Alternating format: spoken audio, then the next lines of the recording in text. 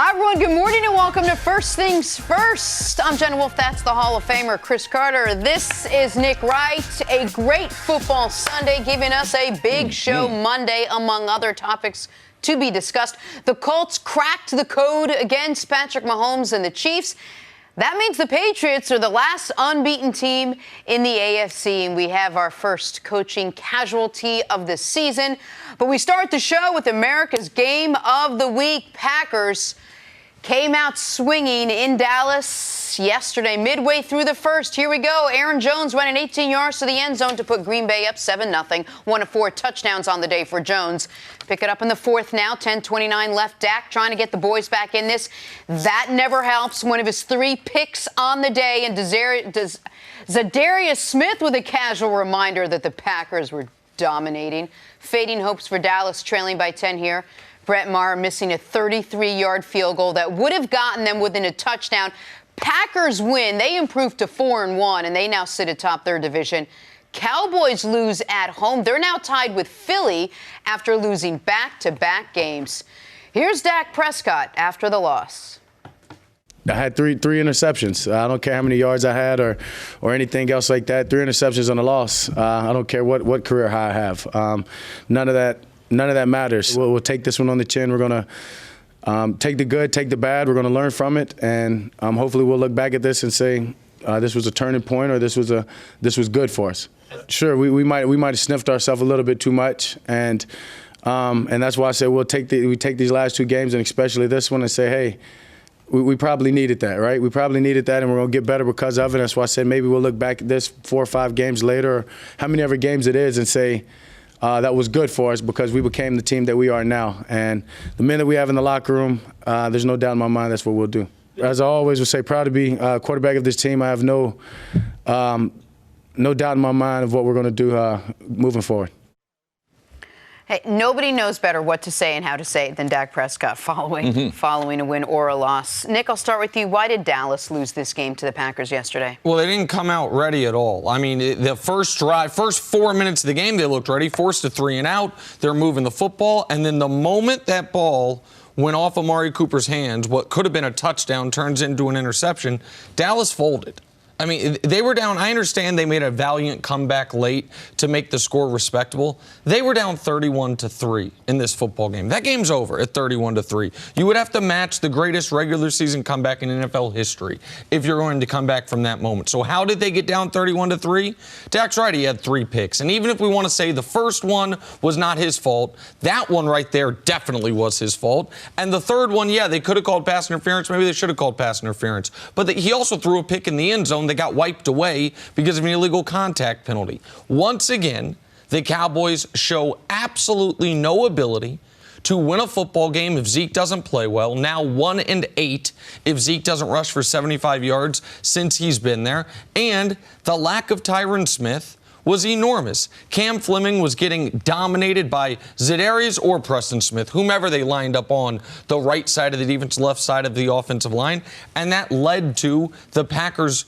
defense being able to tee off on Dak. And even though the Packers' offense was shorthanded, they were able to move the ball enough early to where they could coast home late. This is the concern for the Cowboys. Was, yeah, you were 3-0 to start the year against teams that are combined 2-12. And now the last 2 weeks, you've played teams that are combined 8-2, and you were dominated defensively by New Orleans. You were dominated for 3 quarters in both phases by Green Bay. Sign of bad things for the Dallas Cowboys these last 2 weeks. Yeah, this was a tough one right here. It's tough to figure out because you would think, in listening to Dak's comments, that after the New Orleans game, that would have been a wake-up call. I don't know what they had accomplished because I guess the question was, were they feeling overconfident? He said, were we smelling ourselves? I don't know what they had done to make them smell themselves. Like, who had they beaten? What quality team? What great run had they been on? What type of records as a team have they? So for me, like, this is a young team that's still trying to learn how to win and how to be a championship team week in and week out. You have to be able to give Green Bay credit, though, because after a game that they gave away against Philadelphia where they got manhandled, they came out and got some respect back in this game. Green Bay has played well with Aaron Rodgers head-to-head against Dak, so I'm not surprised that Green Bay played well. I'm just surprised that Dallas didn't have an answer. And as Dak said, when you turn the ball over like that, regardless of what your numbers are, you're not going to win. And when the game plan usually revolves around running Zeke, but you're down 28 points, you know you can't use the run game to get you back into a game like that. How concerned are you now with the Dallas Cowboys after they lost back-to-back games? You know what their competition was in the beginning. You know what they've been in the last 2 games. Is this all balancing out, or is this the real Cowboys? Yeah, I mean, team? to me, the Cowboys through 5 weeks of the season look like a 9-win team that might win 10 games. You beat the bad teams. You struggle against the good teams. And you know who else thinks that might be the case is Jerry Jones. Jerry Jones said after the game, we've played, he said, 2 teams that have it together, and we didn't look like we had it together. At this point in the season, you can start to evaluate teams not just based on their record, but against whom those wins came against and against whom the losses came against. And if you're Dallas, you have to be greatly concerned that once again, you were in a spot where the defense said, we are not going to let Zeke beat us, and Dak couldn't take advantage until it was too late. I understand Amari ended up with a huge game, maybe his career best game, and that Dak threw for a career-high 460 yards. But a lot of those are hollow numbers when you make the mistakes Dallas made early to put themselves where they're playing catch-up. And the moment Green Bay is up 4 touchdowns, they're playing the clock. They're no longer playing Dallas. And this was on the other side of the ball. Green Bay moving the ball the way they did, Aaron Jones having the best day of his career against that Dallas defense that at least against New Orleans, the Dallas defense could say we played well. That's a concerning sign as well for the Cowboys. Yeah, Dallas's linebackers didn't play well. If there's 3 things that I took from it with Green Bay, Aaron Jones had a tremendous day, but his longest run was only 18 yards. People would think that he had a run for 40 or 50. Tremendous running back if he's given the opportunity. And I think Green Bay, they fell into that because Williams, if he's not knocked out of the game, they were rotating. Carries. They were splitting carries. So Green Bay got lucky and got very fortunate in that. So I was surprised how bad the linebackers played. I'm surprised that Dallas's passing game isn't better. I would say the first 2 interceptions were the wide receivers' fault. The first one, Amari, the ball could have been a little bit in front of him, but you're always taught as a wide receiver, if I'm going to miss the football, all right, I want to miss the football going down. I never want to pop the football back up in the air because nothing but bad things happen. On the second interception, there was no separation between the wide receivers. Dak did eyeball the wide receiver, and the undercoverage was able to come off and intercept it because you got 2 receivers at Dallas that are sitting right next to each other. So those first couple, I thought at this point in the season, they would be throwing the ball a lot better. But you can see the lack of continuity because some of the guys, Michael Gallup, he's been out of the lineup. He's still not a deep threat after getting knee surgery 3 weeks ago. And then ultimately, with 2 offensive linemen out, there's no team in the NFL that's a good team with your left tackle out and your right tackle out. So for me watching the game, those are the 3 things that I say that Dallas, I was shocked about, okay? I'm shocked about the injury standpoint. I was shocked their linebackers. And at this point, after spending time talking to wide receiver coach Sanjay Lau, he thought that their passing game, and we saw signs of it the first 2 weeks of the season, it was going to be at A-plus form. They don't have an elite passing game at this stage of the season. All right. Time now for Put a Grade on It, sponsored by CarMax, and we're sticking with the Packers. Aaron Rodgers finished with 238 yards, no touchdowns, but no picks. Nick, put a grade on Aaron Rodgers' day yesterday. I give him a B+. I thought he played well, particularly in the first 3 quarters of this game, and given the fact they didn't have Devontae Adams, he still clearly doesn't have a ton of faith in these receivers. Those receivers had 5 catches total, but he didn't turn the ball over. He didn't take a bad sack until the very end of the game, and now the Packers sitting at 4-1 through a very tough first 5 weeks of the season. I give him a B+. Yeah, I got to give him an A because he got this team off to the right start. They had a great game plan of how they were trying to attack Dallas. He was going to spread the ball around, and early got a lot of pressure on him. He was able to get out of a number of bad plays potentially there for the Packers. I'm going to give them an A. They dominated the Dallas Cowboys. Man, what a great game plan coming in and out. So I believe that Aaron had something to do with that. Yeah, the narrative coming in all week was he had no one to throw the ball to, nobody was healthy, and then they came out early and they dominated. Are you ready for what's ahead? You can't always predict the future, but you can game plan for it. Generations of families and businesses have harnessed the power of Pacific to help them reach their unique goals. Whether you need to save money to meet your needs, ensure your family is protected, or make sure you don't run out of money, Pacific Life has a variety of financial solutions that can help. Pacific Life counts more than half of the 100 largest U.S. companies as its clients and has been named one of the 2019 world's most ethical companies by the Ethisphere Institute. Protecting what matters most to people for 150 years and counting, that's the power of Pacific. Ask a financial professional about how Pacific Life can help you game plan for your future, or visit www.pacificlife.com.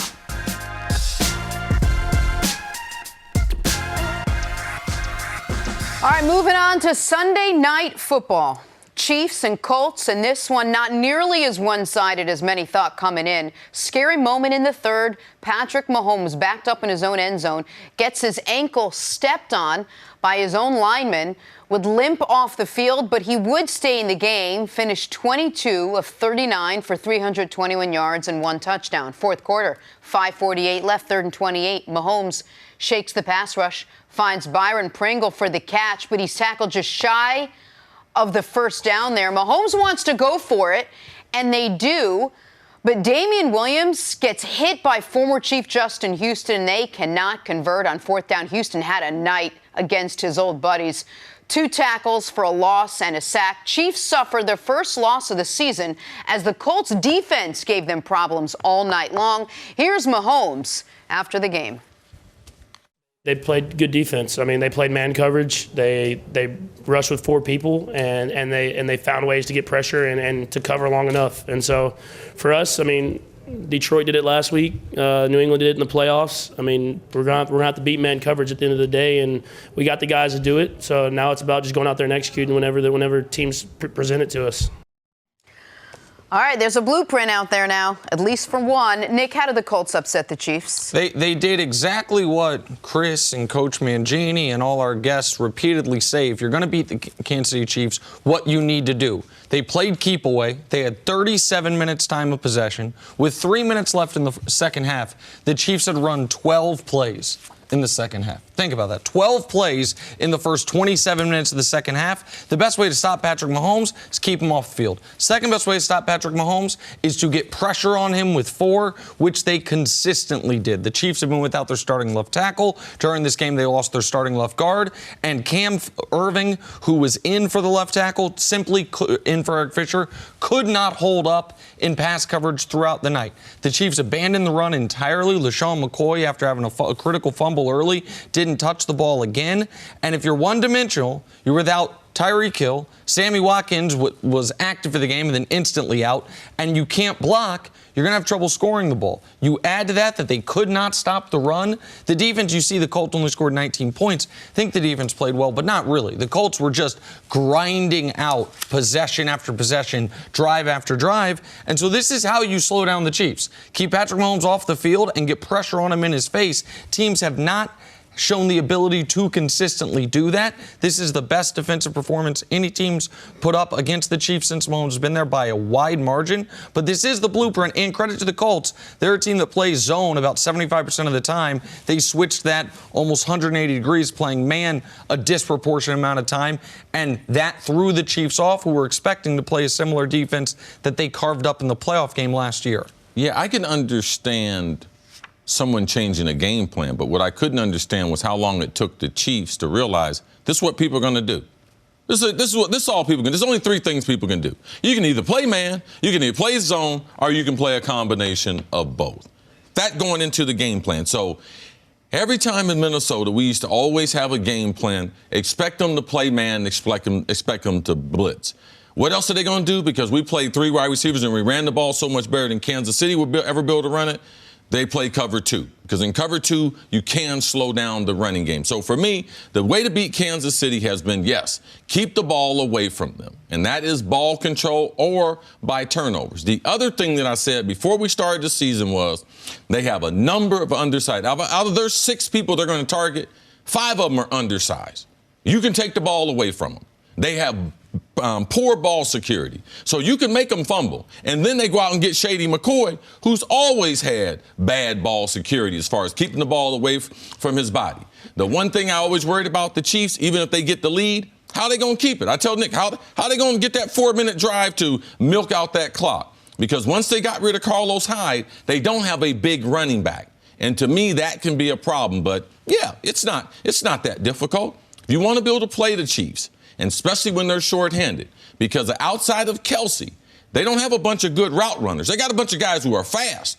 But running routes against man-to-man requires skill, and that's what you could see in last night's game. One, Sammy Watkins, very good route runner. Tyreek Hill has developed into a good route runner. You remove those guys, you ain't got nothing but a bunch of other fast guys out there, and that's what I saw in basically 3/4 of the game yesterday. Andy Reid said after the game this team got outplayed in every phase of it. O-line, D-line, penalties, big-name players. How much of it was it that they got out-schemed and outplayed, and how much of it was, as you guys have been talking about, really just ball control and keeping the ball away from that Chiefs Well, offense? I think those two are inextricably tied. One of the reasons they got outplayed was because the Colts' game plan was ball control. The Colts' game plan was you cannot block our offensive line.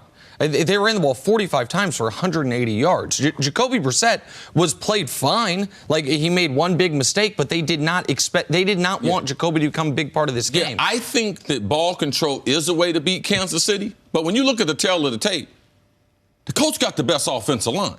Yeah. And they realized, listen, forget about if this was, this team's a fast break team.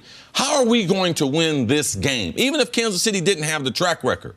I'm getting ready to bust them in their face. I'm getting ready to run off this left side because we are that good on the offensive line. So regardless of what the game plan is to beat Kansas City, Indy played to their strong suit after an awful game last week against the Raiders where they sleptwalked through the first half of the game and tried to make a comeback at the end. But they have a huge advantage over Kansas City up front. And I believe that offensive line, it should be the best in football. And I think the real story of this game, as well as the Colts ran the ball, is what the Colts defense did. Going into this game, Patrick Mahomes played 23 games with the Kansas City Chiefs. They had scored at least 26 points in a league record, all 23 of them. You added a couple games on the previous end. I think the record was 25 straight with at least 26 points if you add the Alex Smith era. But every game Mahomes had played, Chiefs had scored at least 26 points. They were held to half of that. Why? It wasn't because the Colts were doing anything exotic. Man coverage and rushing the quarterback is not some wildcat version of defense. The Chiefs did not have the personnel on the field yesterday to deal with the Colts pass rushers. And to Chris's point, they did not have the receivers on the field who could beat man coverage. I think when Eric Fisher gets back, which will be a little bit now, by the way, the offensive line will get better. And obviously, when Tyreek Hill gets back, which might be next week, they have a player who can beat man coverage. Sammy Watkins, he should be back next week, but injuries have been what has derailed his entire career. So we can't act like Sammy Watkins missing a game with a soft tissue injury is an outlier event. So I don't think this is a trend. I don't think all of a sudden Mahomes and the Chiefs offense is going to be solved.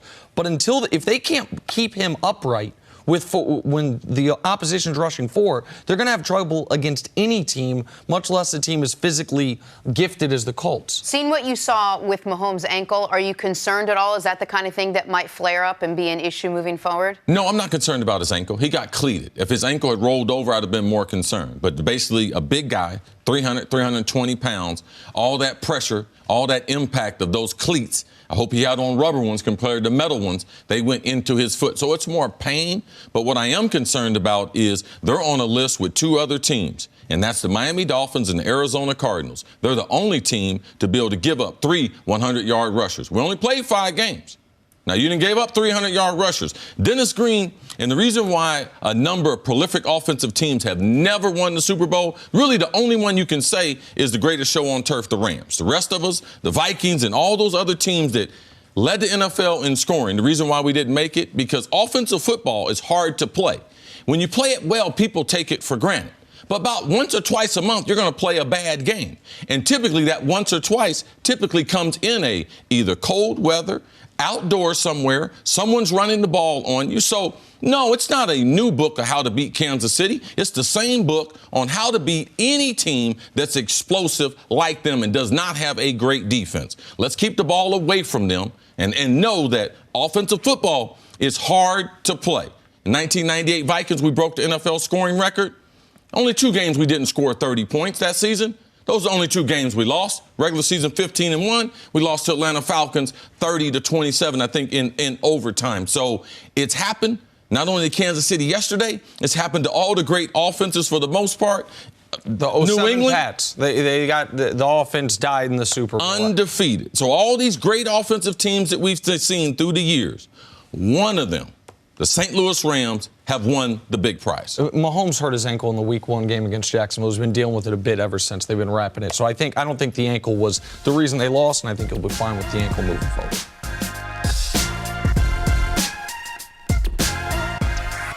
All right, moving on to the Patriots. Tom Brady threw for 348 yards and 3 touchdowns in a rout over Washington. The Pats now sit in first place in the AFC after the Chiefs lost last night. CC, what'd you take away from the Patriots' 33-7 win over Washington? Well, I was a little concerned how they struggled early in the game. And that offensive line, I mean, they got some real problems. Really? No show that's covering the NFL on a weekly basis talks about Dante Scarnecchia as much as we have. That is true. I mean, no one does. People are like, who is that guy? It's the guy that the offensive line coach, they brought out of retirement, that he basically is responsible for a couple of those Super Bowls. But with the wholesale changes, they got 2 new starters, left tackle for the third starter in 4 years. Like, they are struggling at left tackle. David Andrews, who I thought was their best offensive lineman, being done for the year at center, that's hurt them. Man, Washington, I haven't seen Washington rush the passer like that since they had Dexter Manley in the Joe Gibbs days. I mean, I was like, where'd this rush come from? Man, 4 sacks, 9 quarterback hits. They were all over Brady and missed him a bunch of times. So for me, that's what I took from it. Their wide receiving core, we know that they're not explosive. Sony Michel did show back up in week number 5. We were wondering where he had been the first month of the season. But, Jenna, it's just normal. They're just good enough just to win. I'm not going to change my prediction. 14-2. They're going to cruise through the regular season, and they're going to probably give away that last game, all right? Their next 10 games, they're only going to lose 1 game in that. They're going to have home field advantage.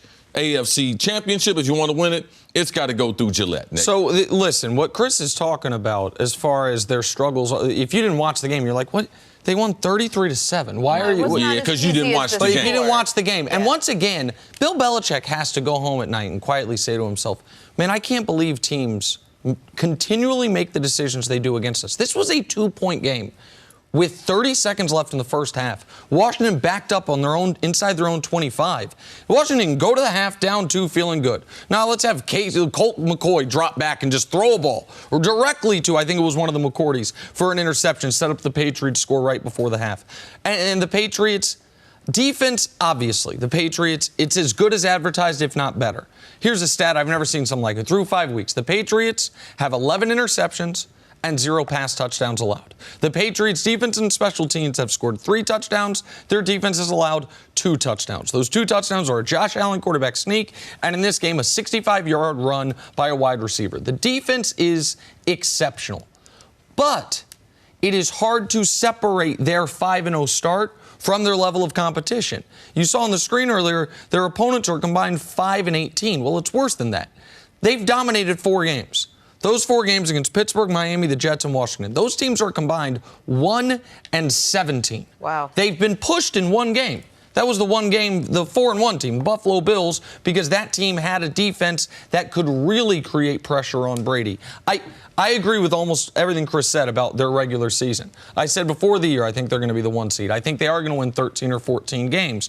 But I think Brady is in a position he's not used to being in, which is he cannot rely on his offensive line to hold up for even 3 seconds. No. He is, and you can see it, and he is having as quick of a trigger as anyone in football, and it's led to some bad mistakes. When this game was still in the balance, he threw a ridiculous interception in the red zone 2 early. weeks in a row. 2 weeks in a row he's thrown bad red zone interceptions. Absolutely right. And I can guarantee you there hadn't been a Monday that Tom Brady's been as sore as he wakes up today. I don't care how much avocado ice cream and all that mess he's eating, Jenna. The way that offensive line, the lack of talent that they had, and showing how Washington, now that's something that you will see duplicated because that offensive line, they will have issues all year. Getting Brady to the postseason healthy is the number one goal. It's more important than what their record is. And if they're not going to go 14-2, it's going to be because when they go through the stretch of Cleveland, Baltimore, Philadelphia, and Dallas, 4 straight teams with a legitimate pass rush, how does their offense handle it? And is Brady able to stay not dinged throughout that month of football? And Tom Brady he's going to need to find someone else to throw the ball to besides Edelman. It's clearly not Josh Gordon. Yesterday they had the run game going with James White and Sony Michel, but they hadn't had that in the prior Very couple inconsistent. of weeks.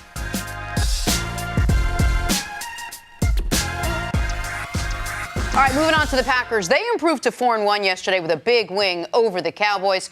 It was the tale of the Aarons. Aaron Rodgers was good. Aaron Jones was great. Led the way with 4 touchdowns and a career-high 182 yards from scrimmage. He is the first Green Bay player with 4 rushing touchdowns in a game since 2000.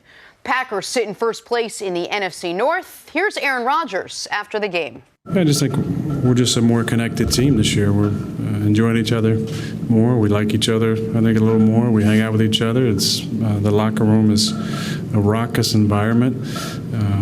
Whether it's a Monday or whether it's right after a big win, I just think guys really play for each other more, and we have that chemistry that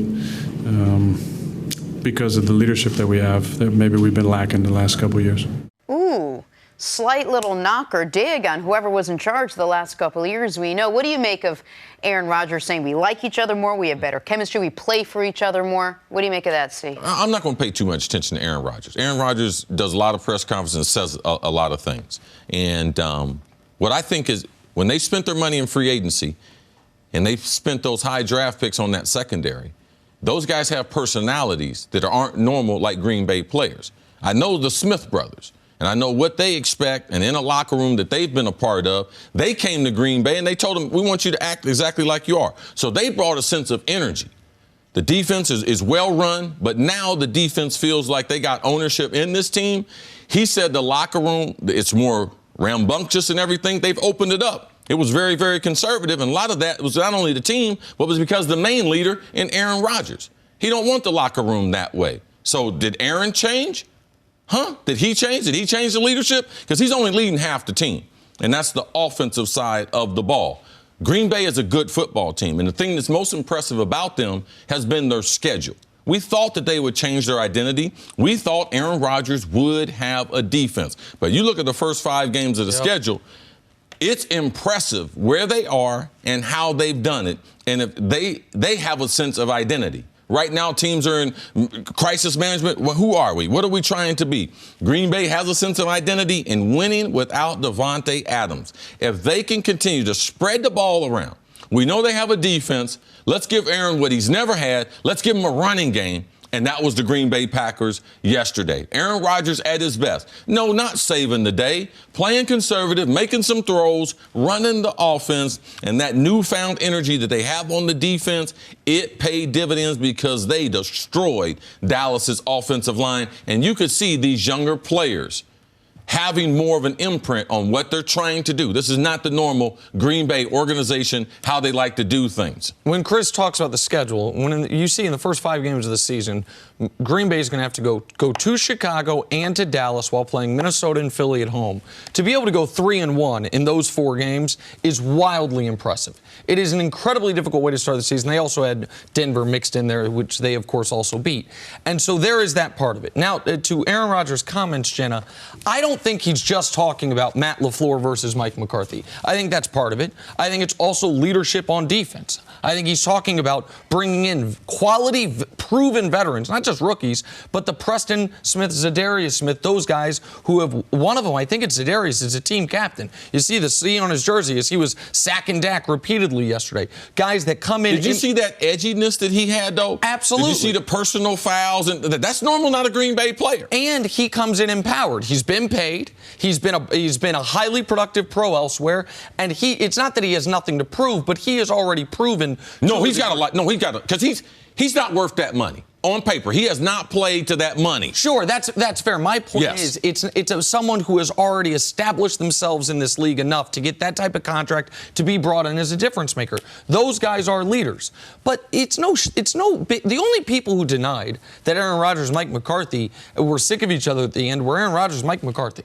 Everyone else understood that was a truism to it. So Aaron Rodgers essentially saying Matt LaFleur's been a breath of fresh air, I don't think that should be a surprise. The surprise was Aaron Jones and what he was able to do against that Dallas defense. That was the concern going into the game. Were they going to be committed to the run? Were they going to allow Aaron Jones when we knew Aaron Rodgers wasn't going to have his full array of weapons to throw to? And Aaron Jones responded with the best game of his career.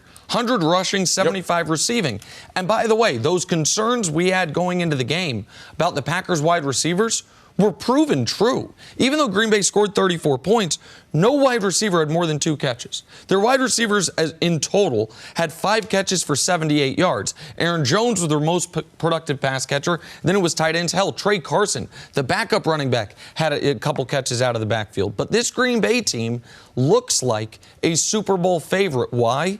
Because they don't have to rely on Aaron Rodgers game in, game out. But I think all of us feel like when they do need to, especially if Devontae's back, he'll be able to come through. And to get through this part of the schedule almost unscathed, maybe you could have been unscathed, a little better play calling against Philadelphia, you've got to feel great because it's not going to be this hard throughout the entirety of the season. Do you credit more Aaron Rodgers for being able to do more with less on offense, or do you credit Matt LaFleur being able to scheme more of a running-based offense yesterday? Matt LaFleur was calling the plays. He had a game plan that was going to emphasize Aaron Jones.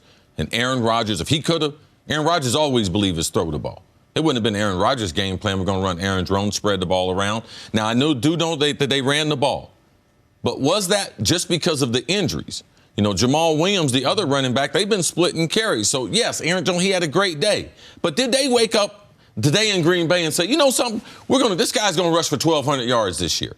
And that part, I don't know about Green Bay. Why? Because they relied on Aaron Rodgers. Devontae Adams gets healthy, they go right back to doing exactly what they did before. So I just think it's still a little bit early as far as are they the Super Bowl favorite. But right now, they've been the most impressive as far as who they've played, what they've done, and based on talent on paper to what's on the field, they are one of the best teams we have in the league. All right, good stuff. Green Bay Packers 4-1.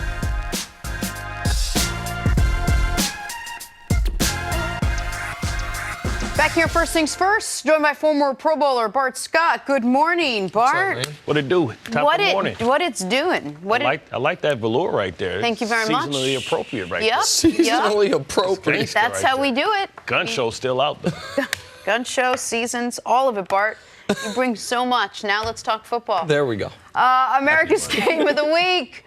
Packers coming out swinging in Dallas yesterday, midway through the first. Aaron Jones, how about Aaron Jones? Runs 18 yards to the end zone to put Green Bay up 7-0. One of 4 touchdowns on the day for Jones. Pick this up in the fourth, 10:29 left. Dak trying to get the boys back in this.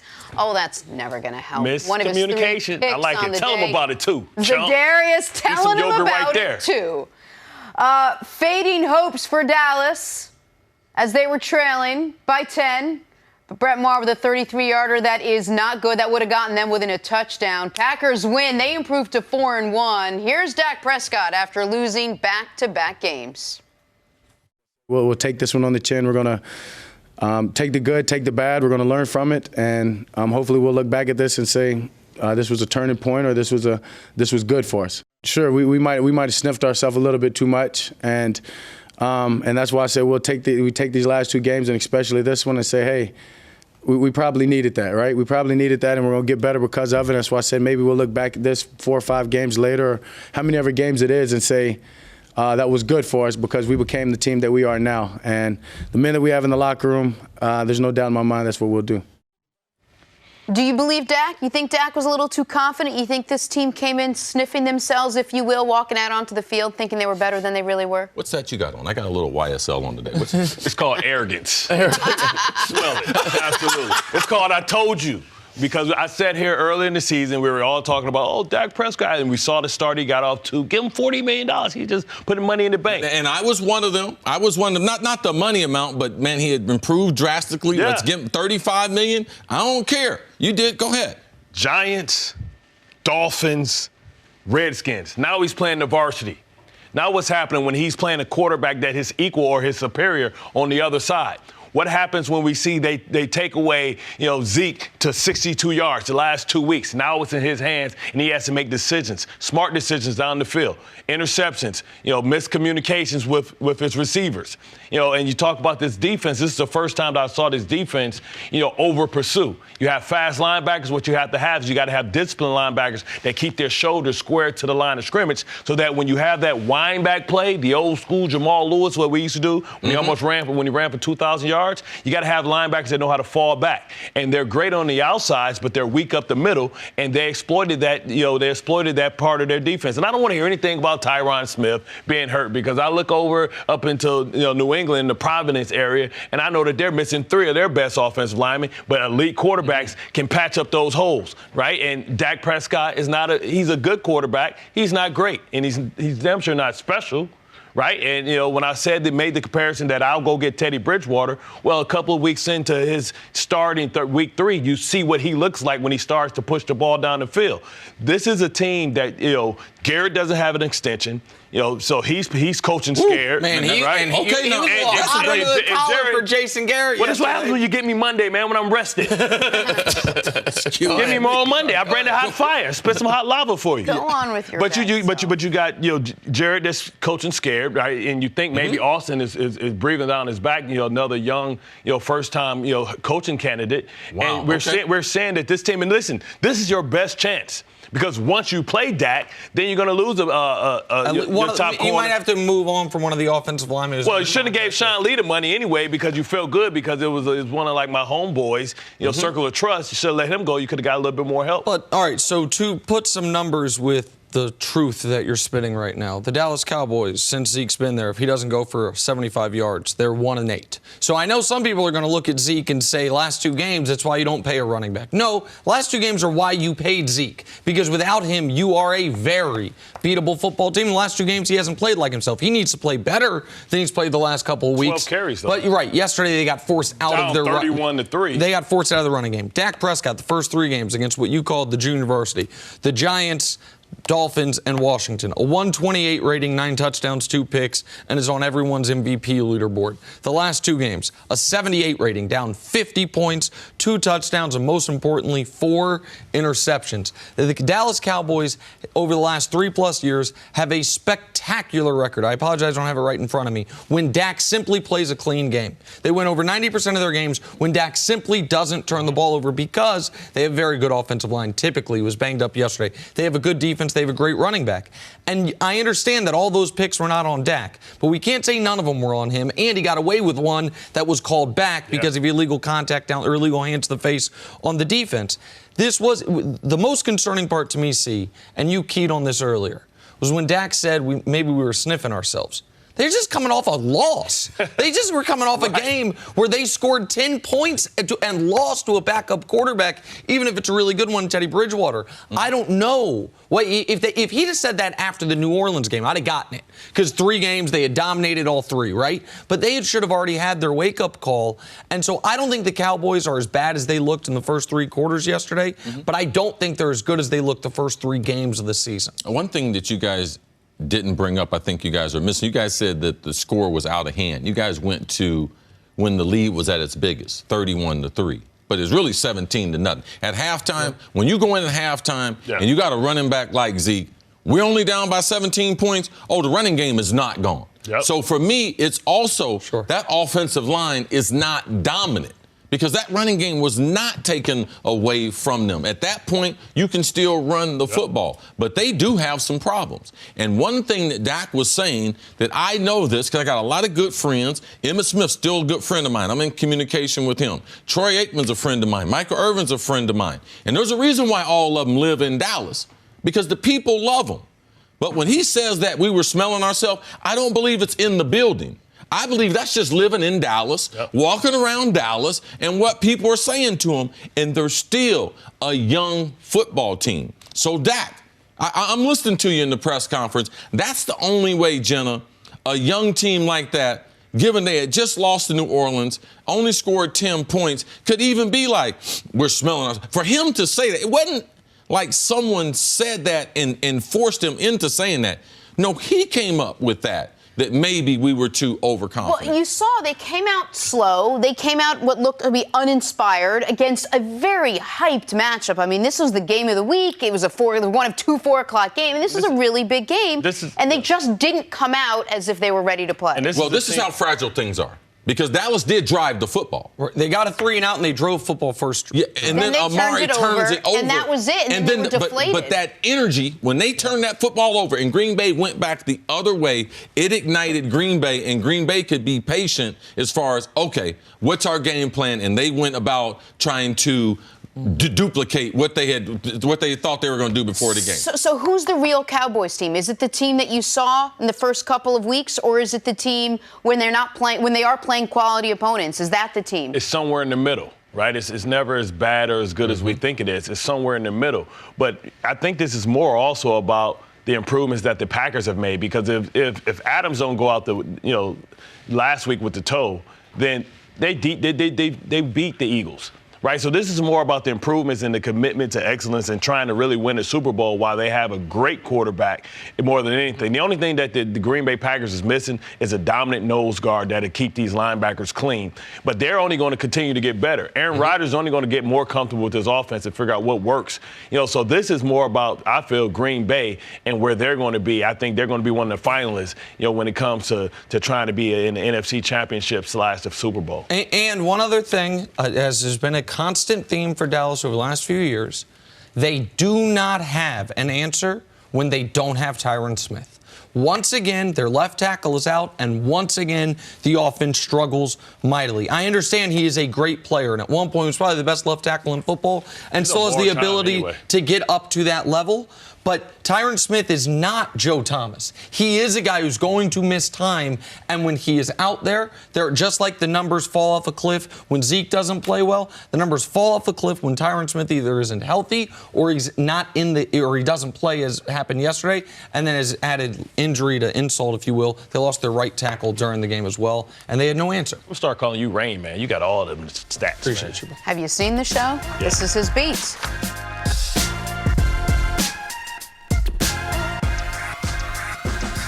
Chiefs lose 19-13. Here is Patrick Mahomes after the game. They played good defense. I mean, they played man coverage. They rushed with 4 people, and they found ways to get pressure and to cover long enough. And so, for us, I mean, Detroit did it last week. New England did it in the playoffs. I mean, we're gonna have to beat man coverage at the end of the day, and we got the guys to do it. So now it's about just going out there and executing whenever teams present it to us. All right, Bart. There's a blue plan. There's a blueprint for it. The Colts found it. Blueprint plan. You got all that? Yeah, we got it. No problem. You know where it worked? In my head. No problem. How did the Colts upset the Chiefs, Bart? Well, Mahomes said it, a 4-man rush, which allows you to get 7 men in pass coverage.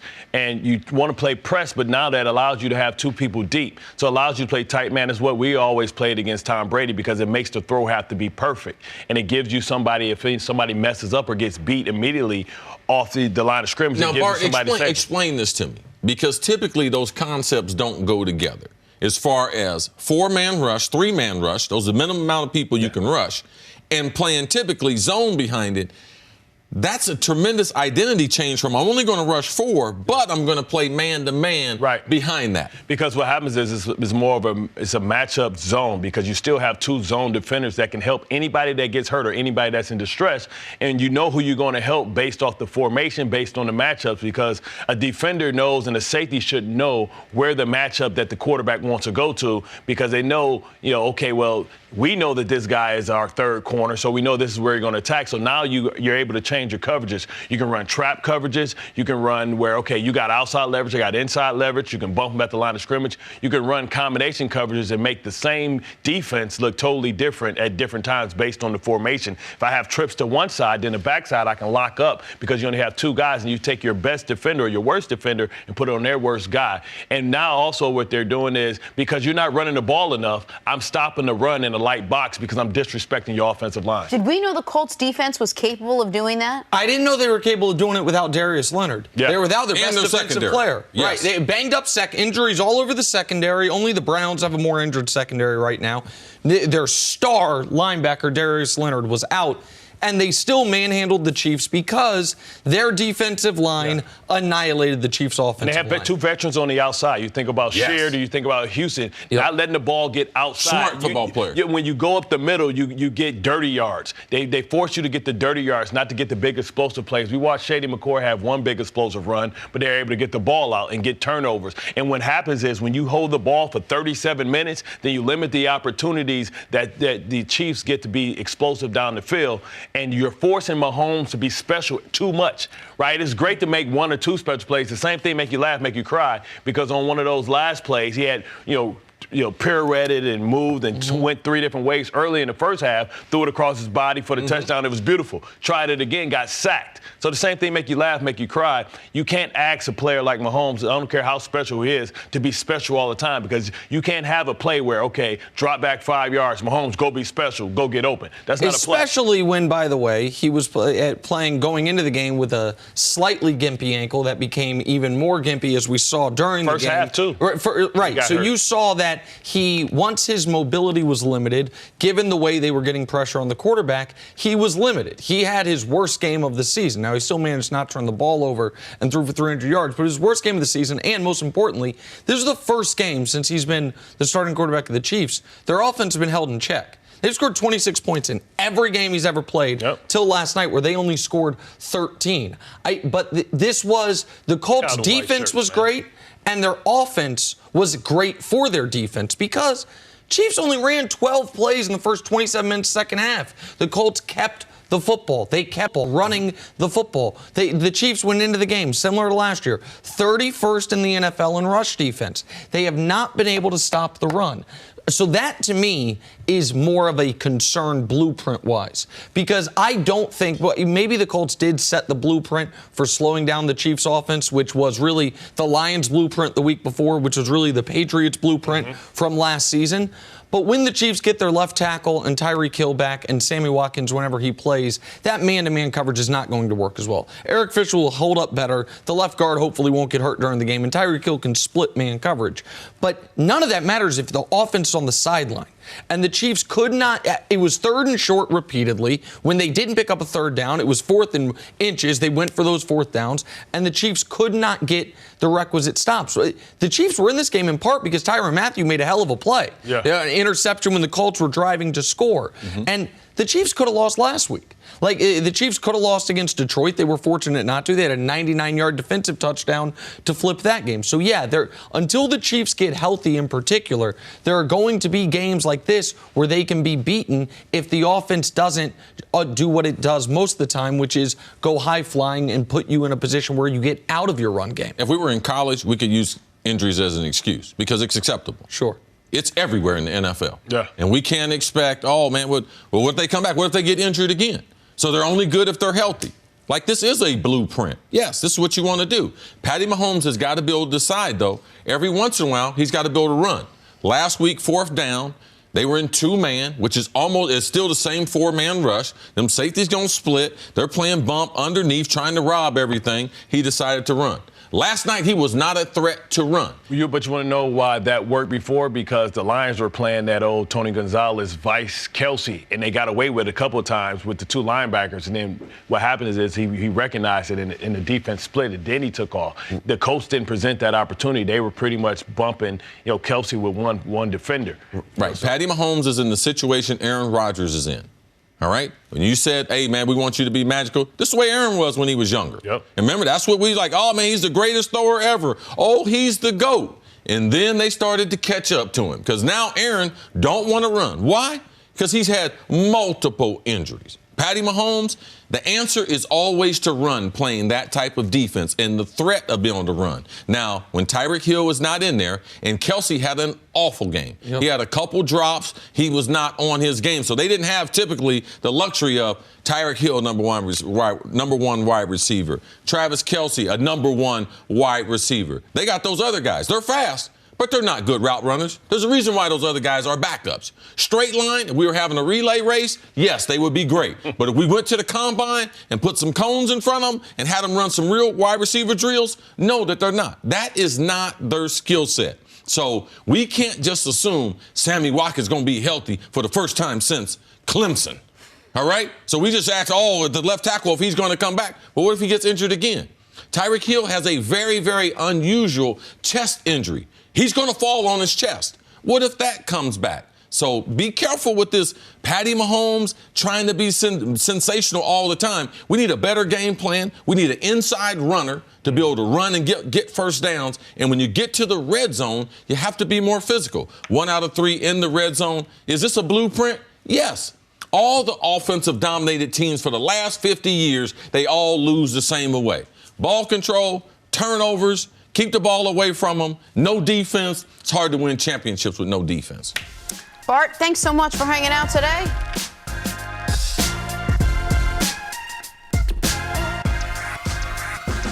All right, on to the Packers and Cowboys in the much-anticipated matchup of the week. But this one was over early as the Cowboys came out slow, seemingly mismatched. Zeke had a strong first half with 58 rushing yards, but he finished the game with just 4 more yards in the second half. Hard to feed your star running back when you're behind as many as 28 points. Here's Zeke after yesterday's loss. Just don't ask me about any officiating questions. I'm never going to be the guy to go out there and be like, hey, we lost because of the refs. At the end of the day, we got to look in the mirror as a team and realize that we shot ourselves in the foot too many times. It wasn't the refs. They weren't perfect. They weren't great, but we got to look in the mirror and see that there was a lot of things that we could have done or fix that we could have done to win that ball game, and not just look to blaming the refs. It wasn't the refs. They weren't great, but it wasn't the refs. See, are the Cowboys closer to the team that started 3-0 or the team that's now lost 2 in a row? Well, their identity crisis. The people that are Cowboys fans, they love to think that, man, it's got to be those first 3 games. But the last 2 weeks, I can't erase that from my memory. Going to New Orleans, Teddy Bridgewater, which Teddy Bridgewater is a legitimate starter. Now he's 3-0, but coming back home. And it's not that they lost 2 games. I'm more concerned about the 6 awful quarters of offensive football that they played, because I was concerned the first quarter after what they did in New Orleans. I was like, man, they'll pick it up the second quarter. In that second quarter, they go to halftime with no points on the I'm like, wow, now this is starting to become a trend. Now, the second half, I'm not surprised they were to get back in the game. Defense are going to play soft, and there's yardage there to be had. But you'd have to be concerned when you are facing what we would call tested teams, veteran teams that are used to potentially being in a playoff run. We know New Orleans the last several years. We'd like to think Green Bay. A lot of people picked them. Some people, Nick picked them as to represent the NFC. These are teams that are going to be there. You'd like to be able to see how you face against, and it hasn't been good the last 2 games. So to me, because I can be, unbiased. Mm-hmm. To me, it's close to the team that won against those bad teams compared to New Orleans. I can't disregard. I do believe Dak's a better passer. But with their offensive line, can Kellen Moore come up with a game plan to protect that offensive line? This is his first time ever doing this. Now, how's he going to do it with the depleted roster? I don't know that, and I can't depend on that. So I would say that, yes, without when Amari Cooper's not healthy, all right, they're going to have problems. Michael Gallup, they need to get him back healthy. I thought the passing game would be further along. And against the Saints and against the Packers, quality teams, their passing game was not up to snuff. So I would say, Jenna, I think they're closer to a team that's better than bad teams. But when they face good teams, they're not good, and when they face good teams, they don't play well. And the problem there is, of course, we all agree if this Cowboys season ends in them not making the playoffs, it's a disaster for them, right? Okay, they're going to be Giants teams in the playoffs. Washington, they're going to play them in the playoffs. Miami, they're going to no. You know who you play in the playoffs? Green Bay's, New Orleans, Seattle, maybe Philadelphia. I could almost guarantee you this. If the Cowboys are to make the NFC Championship game, they will have to go through either New Orleans or Green Bay on the road there. I'd be shocked if they didn't. I think those are the two best teams in the conference right now. And Jerry Jones concerned. Jerry Jones said after the game, quote, "We've played two teams that have it together, and we looked bad." Yeah, you did. And that is one of the reasons when we talk about New England, even though they're 5-0 and they have all the numbers say New England's just totally dominant, the little small asterisk I have is, okay, but let's see the quality of competition.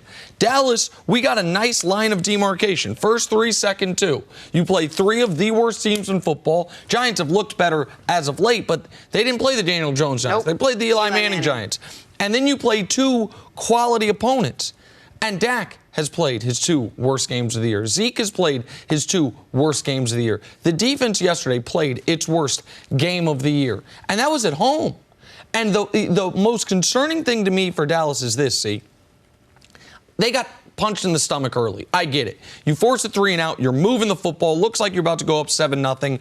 And then Dak delivers a nice pass, a little bit behind Amari, but Amari drops it and it's picked off. That is a stomach punch.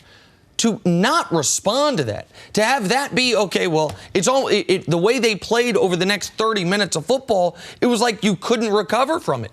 There was 55 minutes of football left when this play happened. The Cowboys didn't wake up for another 35 minutes of football. That's what was so disappointing, because they clearly had some semblance of a game plan where they could move the ball, where they could stop Green Bay, and they went away from it. So I think it's reason to be concerned in Dallas. We've talked about the NFC, about how deep the NFC is, how many teams have at least 3 wins. Big difference, we said going into the week. One of these teams, Dallas or Green Bay, the 3-0 start's going to feel like ages ago, because they're going to be 3-2. That's now the Dallas Cowboys. We also now have a couple of questions about Dak Prescott. What's the stat you give when Zeke rushes for under 75 yards? They're 1-8. If Zeke doesn't hit 75 yards rushing, he doesn't have the comfort level of Ezekiel Elliott, how concerned are you with Dak Prescott? Well, I'm concerned because they're not winning. I do know that he's improved as a passer. And I would say Dak didn't have a bad day throwing the ball. He threw 2 bad balls. The one was behind Amari. He's supposed to make that catch, open up his hips, catch it. Even if he misses it, the ball's supposed to go down compared to knocking it up. And then this route right here, where the wide receivers are too close together, there wasn't enough air. He didn't put enough air, and he didn't see that corner there because he was off to the flat and came off from the other receiver to pick it off. Besides that, he didn't play a bad game. I know we like to scrutinize him and everything, so he's throwing the ball better. Now, he can be throwing the ball better and them still not getting the results based on the holes that are in that offensive line, the lack of a dominant running game, and you can't turn the ball over and win in the NFL. So I do believe Dak's improved as a passer. I'm not going to overreact, but I am concerned when you can't look good offensively against New Orleans, who gave you a lot of man-to-man coverage. And then when Green Bay, in the middle of this game, the first half of the third quarter, Green Bay was shutting down this offense. Yes, I'm concerned about that offense moving forward.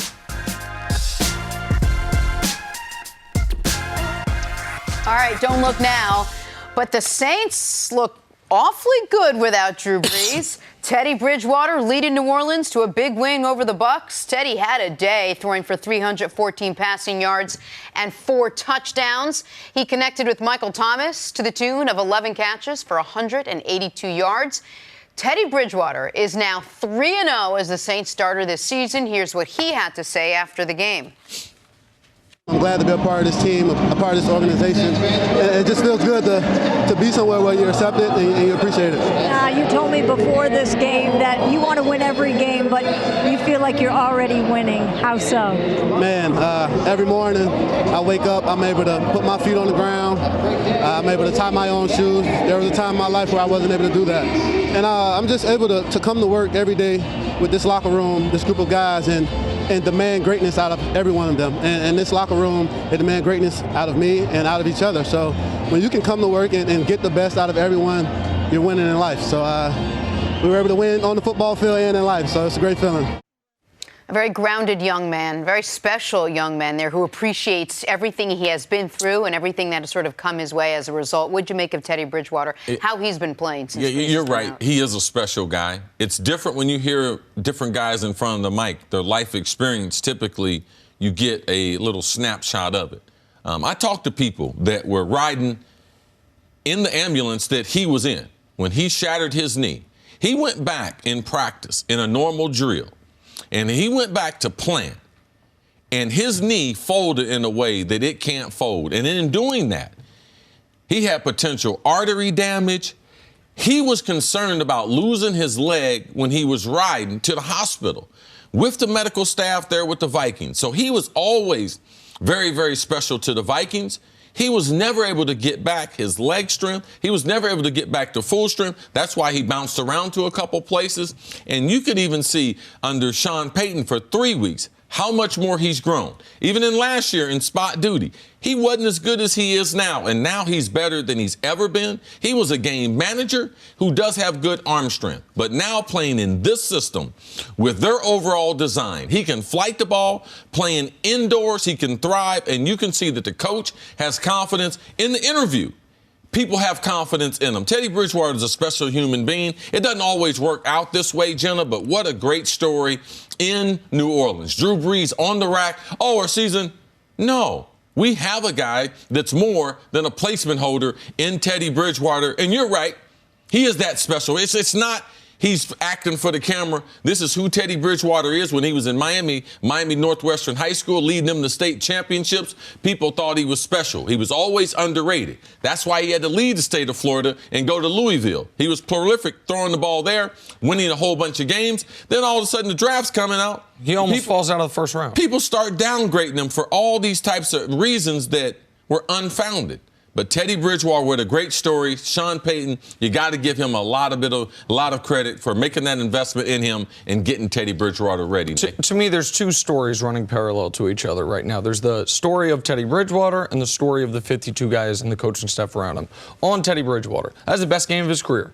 300 yards, 4 touchdowns. Listen, he was not a caretaker there. He was leading the charge for New Orleans against a very live Tampa team now. That Tampa team was a missed chip shot field goal away from coming into this game 3-1 and feeling great about themselves. We saw what Tampa did last week, going across the country and beating up on the Rams. So that Tampa team came in feeling good, and Teddy Bridgewater played the best game he's ever played to get to 3-0. With no soft schedule here. At Seattle, home for Dallas, home for Tampa. It's a spectacular job by Teddy Bridgewater.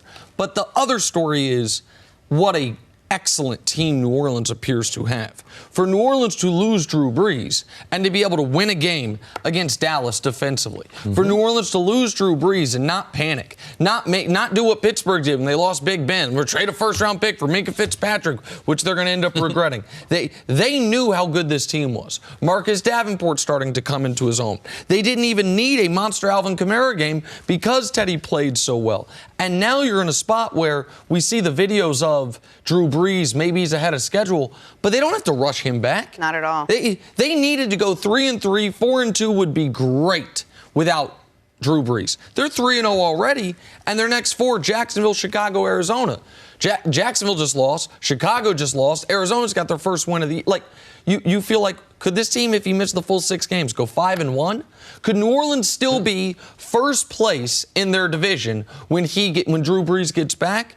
I think the answer to that is yes. It's a testament to how good Teddy is, but also how good the rest of that roster is. The knock on Teddy Bridgewater the last couple of weeks, when we thought he was just going to be a place stopper until Drew Brees came back, was, well, he can't throw the ball more than 15 yards. He can't get a guy downfield. Mm-hmm. What did you see yesterday that maybe changed your mind about that? Well, Tampa Bay gave him some looks that they took advantage of. Tampa Bay's given up a lot of big plays as far as the passing game, so they realized, Teddy, we're not going to be able to play this close to the vest. We can't dink and dunk them. And my man from Buckeyes, Mike came Thomas. up big. Mike was dominant in the game. He had a lot of catch and run in the game. So besides the double post that they ran with Teddy Ginn getting the ball down the middle where they blew their coverage, they were in too deep there. The Mike linebacker didn't get deep enough, and they gave him too much time to throw. Most of those throws were intermediate throws where guys took off with it. So Teddy is still going to be somewhat of a game manager, but he has hell of a confidence after being with Sean Payton and knowing We got great special teams,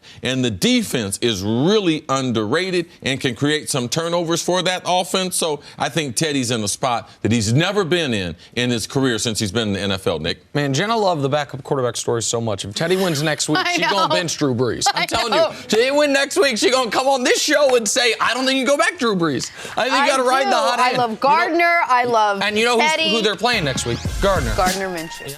Thank you for listening to the First Things First podcast. Remember, leave us a review and tell us what you think. Subscribe to the podcast on Apple Podcasts and catch us on FS1 Monday through Friday, 6:30 a.m. Eastern. For Cris Carter and Nick Wright, I'm Jenna Wolfe. So long, everybody.